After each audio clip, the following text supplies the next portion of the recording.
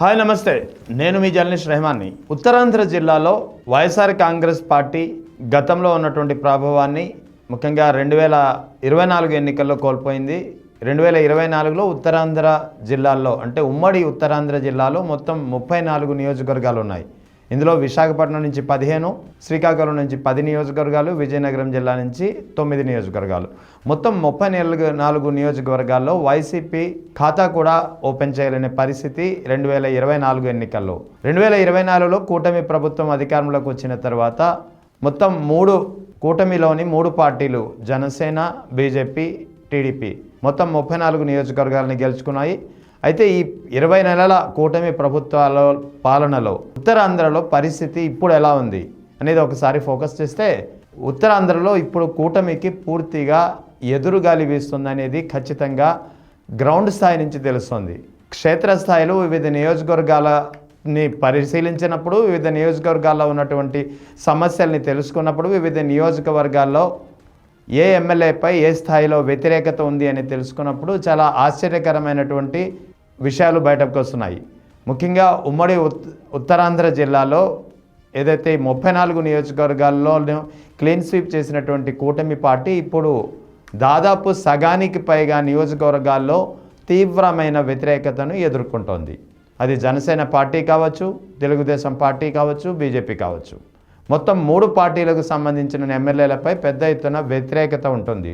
మొత్తం ఉమ్మడి ఉత్తరాంధ్ర జిల్లాలకు సంబంధించి ముందుగా విశాఖపట్నం నుంచి పరిశీలిస్తే, విశాఖపట్నంలోని 15 నియోజకవర్గాల్లో మొత్తం దాదాపు 7 నియోజకవర్గాల్లో కూటమి పార్టీలకు చెందినటువంటి ఎమ్మెల్యేలపై తీవ్రమైన వ్యతిరేకత కనిపిస్తోంది. ఆ తర్వాత విజయనగరం జిల్లాలో మొత్తం 9 నియోజకవర్గాల్లో దాదాపు 6 నుంచి 7 నియోజకవర్గాల్లో కూటమి పార్టీల అధికార పార్టీ ఎమ్మెల్యేలపై తీవ్రమైన వ్యతిరేకత కనిపిస్తోంది.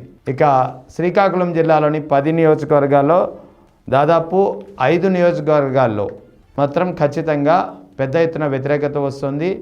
సో దీన్ని ఆసరాగా చేసుకుని వైఎస్ఆర్ కాంగ్రెస్ పార్టీ ఎక్కడెక్కడైతే నియోజకవర్గాల ఇన్ఛార్జీలు బలహీనంగా ఉన్నారో ఆ నియోజకవర్గాలపై ఫోకస్ పెడుతుంది. ముఖ్యంగా కూటమి పార్టీ అంటే అధికార పార్టీ ఎమ్మెల్యేలపై ఇప్పుడు ఏదైతే చెప్పుకున్నామో సగానికి పైగా అంటే 34లో దాదాపు 18 నుంచి 20 నియోజకవర్గాల్లో తీవ్రమైన వ్యతిరేకత కనిపిస్తుంది అధికార ప్రభుత్వంపై. సో ఈ క్రమంలో ఈ నియోజకవర్గాలపై ముందుగా వైఎస్ఆర్ కాంగ్రెస్ పార్టీ ఫోకస్ పెడుతోంది. ఎక్కడైతే వ్యతిరేకత ఎక్కువగా ఉందో క్షేత్రస్థాయిలో వివిధ సమస్యలు, ఈ వ్యతిరేకతకు చాలా కారణాలు ఉన్నాయి. ఇందులో ఎమ్మెల్యేల పనితీరు కావచ్చు, ఎమ్మెల్యేలపై ఉన్నటువంటి వ్యతిరేకత కావచ్చు, ఎమ్మెల్యేలు ప్రజలకు అందుబాటులో లేకపోవడం కావచ్చు, ఆ తర్వాత ప్రభుత్వ విధానాలు మరో ప్రధానమైనటువంటి కారణం. సో కారణాలు ఏమైనప్పటికీ దాదాపు 18 నుంచి 20 నియోజకవర్గాల్లో తీవ్రమైన వ్యతిరేకత ఉత్తరాంధ్ర జిల్లాలో ప్రభుత్వానికి వ్యతిరేకంగా కనిపిస్తుంది. అధికార పార్టీ ఎమ్మెల్యేలకు వ్యతిరేకత అనేది పెద్ద ఎత్తున కనిపిస్తున్న పరిస్థితి ఉత్తరాంధ్రలోని దాదాపు 18 నుంచి 20 జిల్లాలు. సో ఈ క్రమంలోనే వైఎస్ఆర్ కాంగ్రెస్ పార్టీ ముందుగా ఫోకస్ పెడుతోంది ఈ జిల్లాలపై.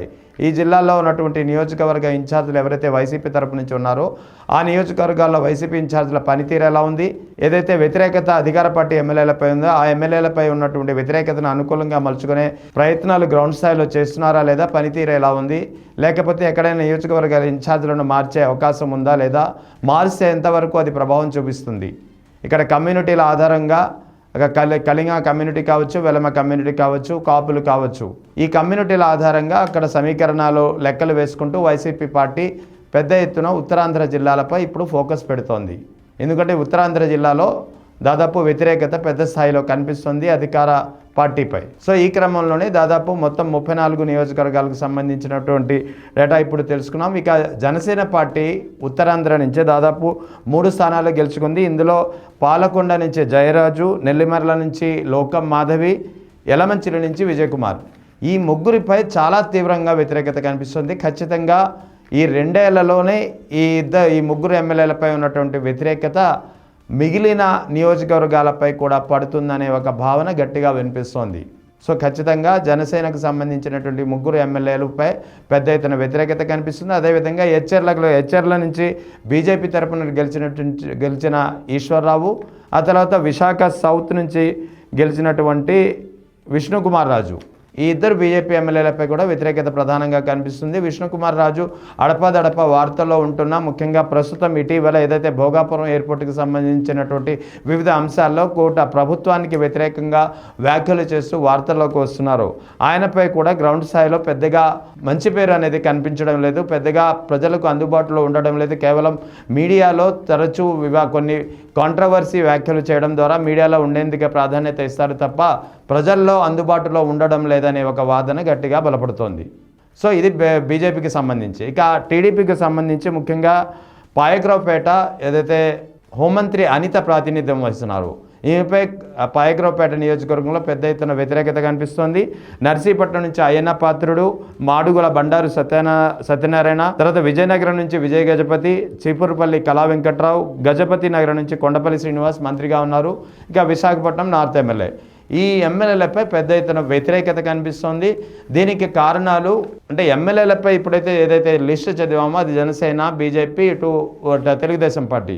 ఈ ఎమ్మెల్యేలపై సంబంధించినటువంటి వ్యతిరేకతకు ప్రధానమైనటువంటి కారణం ఒకటి ఎమ్మెల్యేల యొక్క పనితీరు, ఎమ్మెల్యేలపై ఉన్నటువంటి అవినీతి ఆరోపణలు, మూడవది ఎమ్మెల్యేలు ప్రజలకు అంటే నియోజకవర్గ ప్రజలకు అందుబాటులో లేకపోవడం.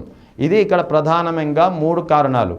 ఇక ప్రభుత్వ పరంగా తీసుకున్నటువంటి విధానాల్లో అయితే తీవ్రంగా పెద్ద ఎత్తున ఒక వ్యతిరేకత కనిపిస్తుంది. ముఖ్యంగా అది అమ్మ ఒడికి సంబంధించింది, పెన్షన్లకు సంబంధించింది, రైతు భరోసాకు సంబంధించింది, ఇక ప్రభుత్వ ఆసుపత్రుల్లో ప్రభుత్వ వైద్యుల అవైలబిలిటీకి సంబంధించింది. ఈ 4 అంశాలు ఇక్కడ ఉత్తరాంధ్రలో ప్రధాన కారకంగా మారుతున్నాయి కూటమి ప్రభుత్వంపై వ్యతిరేకతకు. ఎందుకంటే ముఖ్యంగా అమ్మ ఒడి, పెన్షన్లు, రైతు భరోసా. ఈ ముందుగా రైతు భరోసా అమ్మఒడికి సంబంధించి ప్రభుత్వం అమ్మఒడి అయితే ఏదైతే ఎంతమంది పిల్లలు ఉంటే అంతమందికి అమ్మఒడి ఇస్తామని చెప్పి ప్రభుత్వం చెప్పింది. అందుకు తగ్గట్టుగా ఆచరణ జరుగుతున్నా అయితే అమ్మఒడి మొత్తం లిస్ట్ బెనిఫిషరీ లిస్ట్ మాత్రం వివిధ కొర్రీలు, వివిధ రకాల కారణాలతో అమ్మఒడి అంటే వైఎస్ఆర్ కాంగ్రెస్ పార్టీ హయాంలో కుటుంబానికి ఒకరికి అమ్మఒడి ఇచ్చినా ఇప్పుడు తల్లికి వందనం పేరుతో కుటుంబంలో అందరికీ ఇస్తామని చెబుతున్నా ఏదైతే వైఎస్ఆర్ కాంగ్రెస్ పార్టీలో సపోజ్ ఒక 100 మందికి ఒక మండలంలో ఒక 100 మందికి అమ్మఒడి వర్తించే ఉంటే ఇప్పుడు ఆ పరిస్థితి లేదు. ఇప్పుడు 70 నుంచి 60కి పడిపోయింది. అంటే ఇక్కడ వివిధ రకాల కారణాలతో అది కరెంటు బిల్లు ఎంత వస్తుంది అనేది చూడడము, లేకపోతే దీనికి సంబంధించినటువంటి ఇతర పథకాలు ఏదైనా బెనిఫిషరీస్ రూపంలో ఏదైనా పేరు ఉందా లేదా అంటే వివిధ రకాల కారణాలు. ఏ కారణాలు అయితే గత వైఎస్ జగన్ ప్రభుత్వ హయాంలో అమ్మఒడి ఇచ్చేటప్పుడు పరిగణలో తీసుకోలేదు, అటువంటి కారణాలను చూపించి ఇప్పుడు అమ్మఒడి ముఖ్యంగా తల్లికి వందనం యొక్క జాబితా లిస్ట్ని తగ్గించేసే ప్రయత్నం చేస్తున్నారు. ముఖ్యంగా ఏదైతే ఒక రివైజ్ చేసే క్రమంలో భాగంగా వివిధ కొర్రీలు పెడుతున్నారో వీటిపై ప్రభుత్వం దీనితో చాలామంది తల్లికి వందనానికి దూరం అవుతున్నారనే ఒక విమర్శ ప్రజల్లో గట్టిగా ఉంది.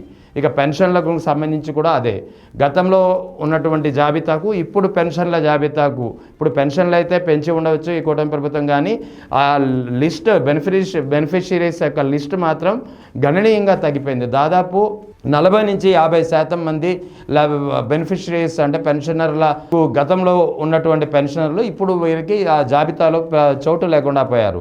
దీనికి కూడా వివిధ కారణాలు చూపించి వివిధ కారణాలతో ఆ యొక్క జాబితా నుంచి ఆ పేర్లను తొలగించిన పరిస్థితి. ఇక రైతు భరోసాకు సంబంధించి మా ప్రభుత్వం ఇస్తున్నటువంటి రైతు భరోసా కూడా అందరికీ అందడం లేదు. ముఖ్యంగా విజయనగరం, శ్రీకాకుళం జిల్లాల గురించి మాట్లాడుకుంటే విజయనగరం, శ్రీకాకుళం జిల్లాలో సాధారణంగా రైతులు 2 సెంట్లు, 3 సెంట్లు లేదా 4 సెంట్లు అంటే ఓవరాల్గా చెప్పాలంటే 8 నుంచి 9 సెంట్లకు దిగువన భూమి కలిగిన రైతులే ఎక్కువ మంది ఉన్నారు.